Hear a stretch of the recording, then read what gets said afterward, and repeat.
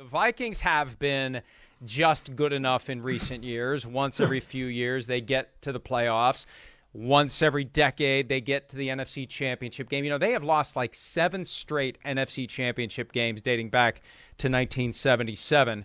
Kirk Cousins, who has gotten to the Vikings to the playoffs one time in 4 years, he signed a contract to stick around through 2023 at a minimum. Here he is from the start of the Minnesota offseason program under new coach Kevin O'Connell, talking about his decision to extend his contract from 2022 through 2023. I think the short answer is I want to be a Minnesota Viking. I wanted to help create some cap space so that we could put together the roster that you do feel really good about, and I think it was just trying to always find win-wins, and I think it was a way to create a win-win, and then hopefully that leads to a lot of wins this fall. My mindset was really to be a Viking. I would like to retire as a Viking, and so I would like to play my way into that, if you will. I know I got to earn the right to do that, but if I could draw it up, it would be play well enough that you never have to play or wear another jersey anywhere else. See, I don't buy that because he only does 3-year contracts, and now he's got a 2-year commitment.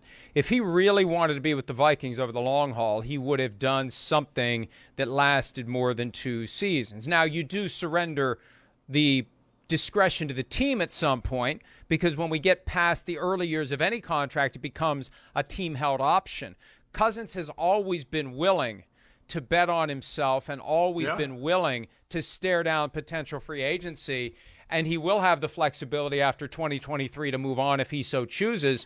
But when you look at Patrick Mahomes, who clearly wants to retire a Chief, signing a contract that goes into the next decade, and you've got Kirk Cousins doing 3-3-2, I don't know that I'm ready to buy the idea that he's really intent on retiring with the Vikings, and that's okay. That's okay. Yeah. If his goal is to make as much money as possible, that's fine, but it feels more like it's to make as much money as possible, not retire with the Vikings. He's almost like the quarterback version of the owner mindset we've been talking about today. Who cares about winning Super Bowls? I'm going to walk out of this with a jackpot that I never would have had if I didn't play this system the way that I've done it to maximize my revenue.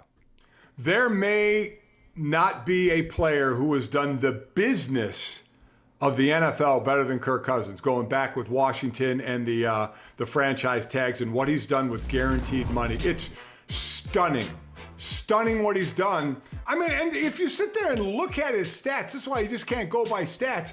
I mean, he's a career 67% completion guy, 223 touchdowns, just 91 interceptions. I mean, you see him win, you see him play well, but you never see this team do anything. So it's like, when do they get over the hump? Can they get over the hump? And no, I mean, we do this every year with them. They're never bad enough to get a high pick, and they're never good enough to be right there talking about them as one of the contenders. They're stuck in a horrible spot. And I don't mind him saying, I want to retire a Viking. Listen, if he plays there another 2 years and he's playing great, maybe he'll sign another extension if they actually start going somewhere. But I mean, it's been a vicious circle for them. And God knows with the talent with Thielen and Jefferson and Cook in the backfield. I know they tweaked the line every now and then, and the defense was somewhat inconsistent last year, without a doubt. So you keep trying to fill those holes. You have some spots that are really good right now, and you just keep wondering. But, I mean, man, Micah, we're all losing our minds with them, right? Because we're waiting for them to go to the next level,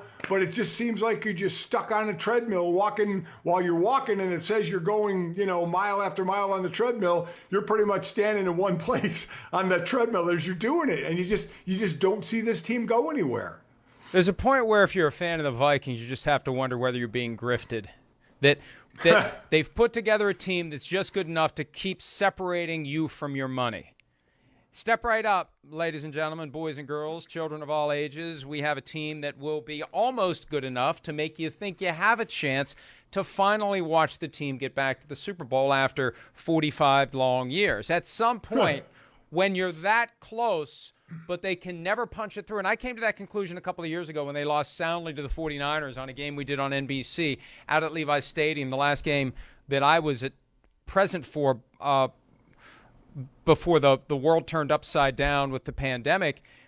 they're never going to be good enough to play with the best team that emerges in the NFC in any given year. There's always going to be a great team, and the Vikings are never going to be good enough to compete with that great team. And it feels like they're wired to never be that great team. They never go all in like the Rams do.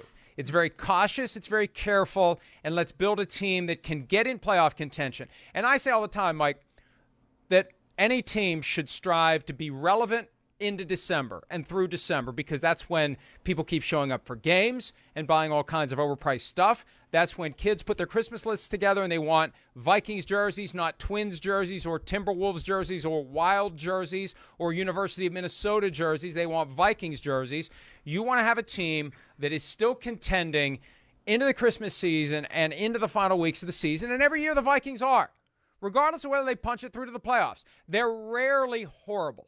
They're rarely lost by Halloween. They're always hanging around. And at some point, the fans just have to look at it and say, I feel like they're just content to always kind of hang around because they get us fired up every year to think it can be the year. And then, for one reason or another, or 5 or 10 reasons, it never is.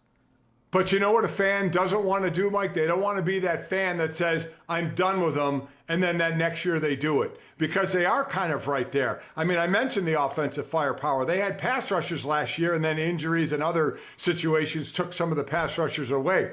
You still have Harrison Smith back there making Pro Bowl after Pro Bowl. So, again, it is enough to get you somewhere to always, and if you're a fan, listen, what's fan short for? Fanatic. We were close this year. Maybe it's next year. And it doesn't seem to matter if it's 10 years, 15 years, 20 years, that if you're close, you can think about next year. It's kind of a damning thing when you're horrible and you're like, well, next year we're not going to be much better. But what throws that aside? We've seen teams like years ago, the Rams 5-11 one year and winning the Super Bowl the next. So you see that get done. So that's why fans become fanatics and say, even though our team doesn't look good, you never know what happens on Sunday. You never know how the ball bounces. We could be there. And if you're close like Minnesota is, then you're really getting the fans' hopes up to say, okay, we were close this year, maybe next year, even if it's rinse and repeat year after year.